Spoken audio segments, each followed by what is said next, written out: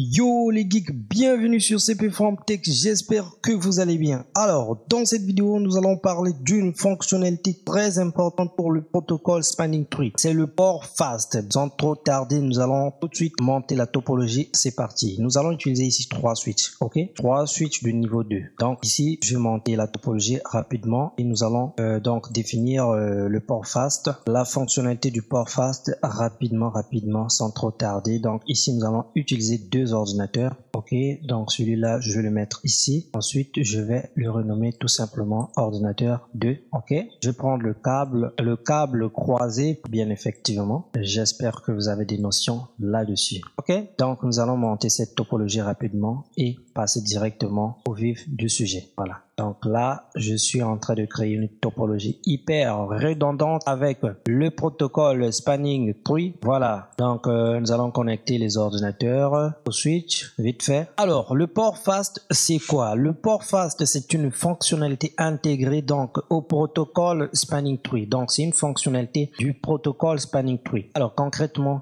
qu'est-ce que ça nous permet de faire? Donc, il permet, le port fast, donc permet d'accélérer un port. Comme le nom l'indique, port fast, il le rend plus rapide, quoi. Donc, pour la convergence, pour passer par exemple d'un état à un autre. La fois dernière, nous avons parlé des états d'un port. Il y avait les états que nous avons mentionnés ici, c'était l'état blocking, je crois, si je ne me trompe pas. Attendez, je vais vous montrer un truc ici. Voilà, par exemple, ici, on va faire show spanning tree. Show spanning tree. Alors, regardez, ce port est dans quel état? Statut, voilà, c'est ce que je cherchais, le statut. Donc, par exemple, ici, nous avons un port qui est dans l'état blocking, ok? Maintenant, le port fast va nous permettre ici de passer, par exemple, de l'état blocking vers l'état forwarding pour faire passer l'information rapidement sans trop tarder, en si peu de temps, instantanément. Voilà. Donc, c'est ce que nous allons voir en pratique. La première des choses, nous allons attribuer des adresses IP, donc, pour chaque ordinateur. Ici, je vais dire, par exemple, c'est 192.168.1.1/24. Et ici, je vais dire 192.168.1.2/24 aussi. Alors, je vais copier ça directement et venir coller sur l'ordinateur en question. Ok, voilà. Nous allons faire de même pour l'ordinateur 1. Donc là, je vais mettre 1. Voilà. Et c'est parti. Voilà. Donc à partir d'ici, nous pouvons déjà tester la connectivité. Vous allez voir, ça va aller très vite. Donc je clique sur le PC 1 et nous allons faire un ping. C'est ce que je fais. Je viens ici, nous allons faire un ping. Donc là, je vais lancer la commande ping. C'est parti. Ping de quelle adresse? De ce PC. C'est l'adresse 192.1, 192.168.1.2. Donc je vais tout de suite taper cette adresse IP ici et c'est parti. Vous voyez bien, le ping marche sans problème. Ok, voilà. Maintenant, ce que je vais faire, c'est quoi? C'est de lancer un ping continu. Je vais faire ping. Donc, je vais rappeler la même commande. Je fais un ping -t. C'est un ping continu. Je lance le ping.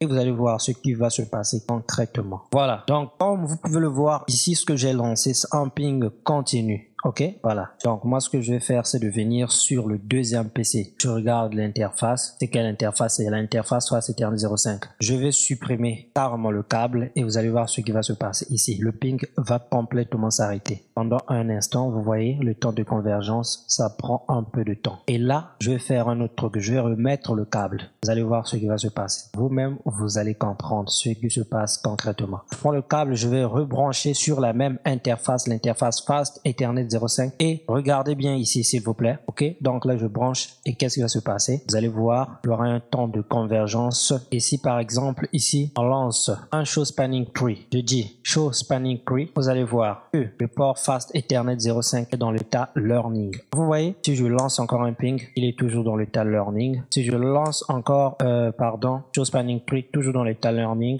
je lance encore, là il est maintenant dans l'état forwarding. Vous avez vu? Donc en gros, sans la configuration du port fast, le port prend un peu de temps de passer d'un état à un autre. Donc de l'état blocking à l'état forwarding, bien de l'état learning jusqu'à l'état listening, ça prend un peu de temps. Mais si nous configurons par exemple le port fast au niveau de cette interface fast Ethernet 05, qu'est-ce qui va se passer concrètement? Si par exemple on débranche carrément le câble ou on désactive le port, que va-t-il se passer concrètement? Ce qui va se passer, c'est que ici, le port qui était par exemple en mode mode, je ne sais pas, n'importe quel état. Si le port était en mode blocking ou par exemple nous l'avons désactivé, pour passer de l'état blocking à l'état forwarding, ça se fera instantanément. Regardez bien ce que nous allons faire. Donc nous allons accéder au switch pour activer cette fameuse fonctionnalité. Je clique sur le switch, ok. Donc là nous sommes dans la console du switch. Je suis déjà dans le mode privilégié. Donc là, nous allons taper directement la commande config-ter.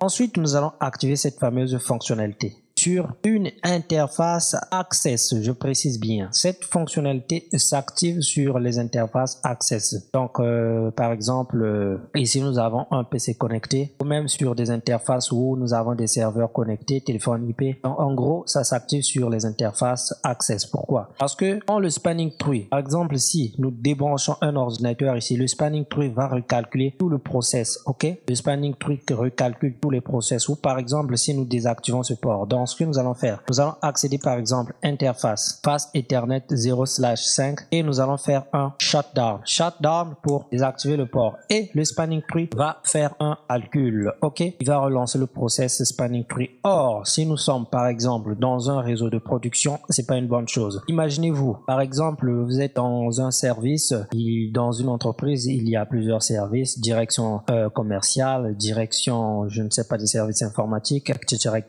ok. Un redémarrage d'ordinateur, ce sont des choses courantes dans une entreprise. Donc, en gros, il est vraiment crucial d'activer cette fonctionnalité très essentielle qui accélère le port. Ok, donc là, nous allons réactiver le port tout de suite. C'est parti. Je vais rappeler la commande. Maintenant, ici, nous allons dire no shutdown. Je dis no shutdown pour activer l'interface. Et regardez bien le temps de convergence. Regardez ici le temps de convergence. L'interface est en orange. Donc, actuellement, cette interface se trouve dans les différents états transitoires que nous avons vus dans les vidéos précédentes, comme l'état learning, l'état listening, ok. Regardez, orange, toujours orange. Mais si nous activons le port fast, vous allez voir que cette interface sera complètement plus rapide qu'auparavant. Voilà, donc là il est passé en mode normal et là le ping repasse, toujours avec notre ping continu, ok. Donc ce que nous allons faire, c'est d'activer le port fast au niveau de cette interface et vous allez voir qu'il n'y aura plus des états transitoires comme l'état listening ou learning. Ok, donc ici nous sommes au niveau de cette interface Fast Ethernet 0/5. Je vais taper la commande suivante. Spanning tree or fast. Ok,